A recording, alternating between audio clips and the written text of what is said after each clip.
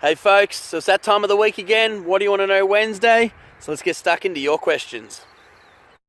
Alright, so we're going to get stuck into the questions, but first I just want to thank everyone that's actually sent in a question for what do you want to know Wednesday. They're much appreciated, so let's get stuck into it.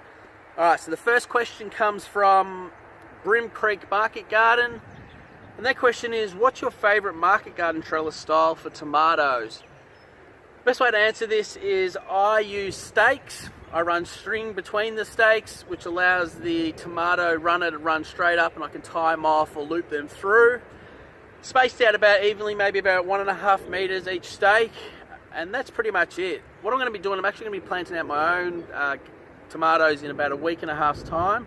So I'll do another video and actually show you how I do the process of actually staking up and putting the tomatoes into the ground. So stick around for that video. Make sure you subscribe if you haven't, so you can make sure you get updated when that goes live.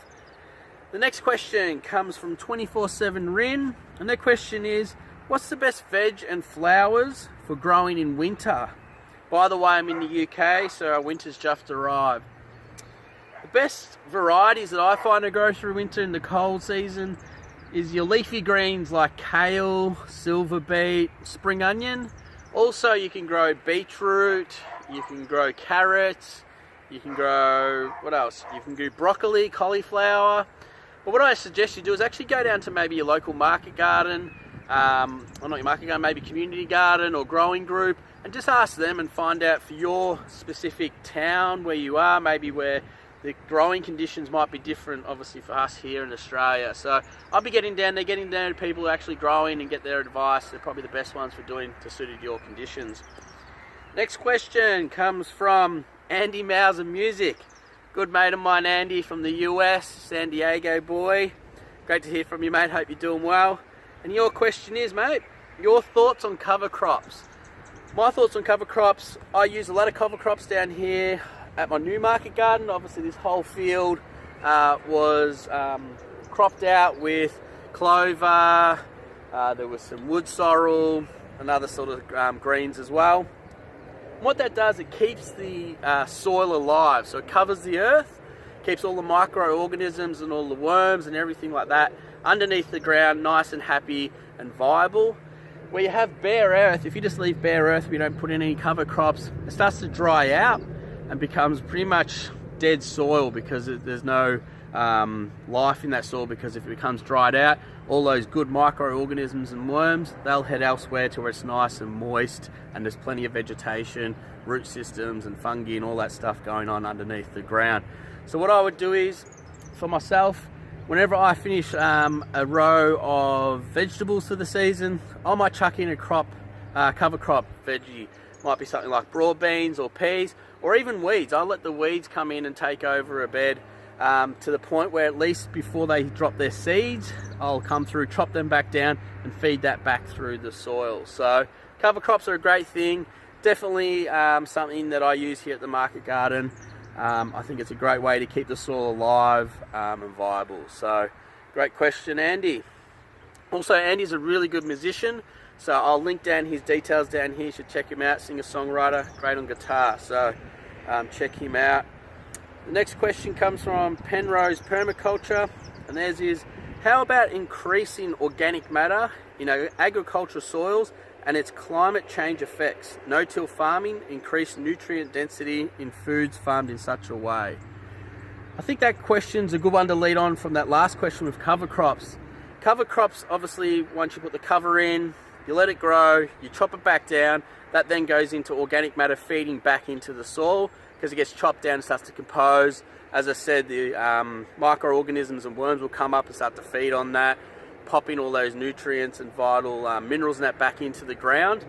So it's a great thing. So it's one thing that you want to be doing. As I said, you don't want to just be growing in the one spot without replenishing the soil, without maybe adding some compost, without adding maybe some organic fertilizer like we're doing with the stinging nettle brew. But also there's another techniques that you can do, which is called no-till or no-dig gardening, and that's literally where you just pile up organic matter on top of the space where you've been growing each year. You don't actually dig or turn over a crop back into the ground and then form your beds. You just literally chuck down some compost, plant your veggies, and then the next season you harvest them, you plant again, you pop down some more compost, and it's just layering more compost every year. It's really great. A lot of growers use that technique. Obviously with me here down at my market garden, I'm a one-man band, so I've only got me, my family and a couple of friends that'll come down and help me. So most of my hard work and efficiency comes from using the tractor for me to be able to make my beds and everything like that. So hopefully that answers your question, mate. The next question comes from Just Mow It. I struggle with seed raising. I can get them to germinate easily enough, but fragile period between seed emergence and transplantation to the garden beds become my challenge. Grateful for any tips. My best advice for seed germination would be getting the germinating soil mix right. My first video that I ever posted on my YouTube channel is how to make your own seed raising mix. So I'll link it below. Check that out. It's probably the #1 thing that you want to give your seeds to seedlings the best chance to surviving, building up strong root systems to be able to withstand to be out in the market garden or in your own home garden in their beds. And what it does, it's literally the components that are in there. So you've got some vermiculite, some perlite, you've got some core, you've got some compost. All those components together make the perfect growing conditions for a seed to germinate, and then for it to continue to be fed from its germination up into a young seedling. The other thing, the biggest mistake that people make with seedlings is once they've established, say, in a greenhouse or on a windowsill, a nice sunny warm spot, and then you take them from there directly out into your garden or say into a market garden, you don't harden them off. So you're literally taking a plant from a nice controlled environment out into an environment where there's lots of wind, there's lots of rain, there's direct sunlight. It can shock the plant. So what you want to do is make sure that you get that seedling used to the growing conditions. So if you put them in somewhere like an alfresco area or maybe in a shade clothed area, so it can get a little bit of wind around its leaves, it can get a little bit of sunshine, it can get a little bit of rain if there's some around, just for 2 or 3 days before you plant it out. It'll relieve that shock that it'll get if you just take it from indoors straight out into the garden. And I think that's it for most of the questions that I've got so far. So that's going to wrap it up for this week's What Do You Want to Know Wednesday. I really do appreciate all your questions, guys. They really do. They're really great. So I've just started doing some behind the scenes videos on my YouTube, on my Instagram and Snapchat. I'll link them now just along around here somewhere. Make sure you check them out. So it gives you a bit more of a daily happenings down here at the market garden.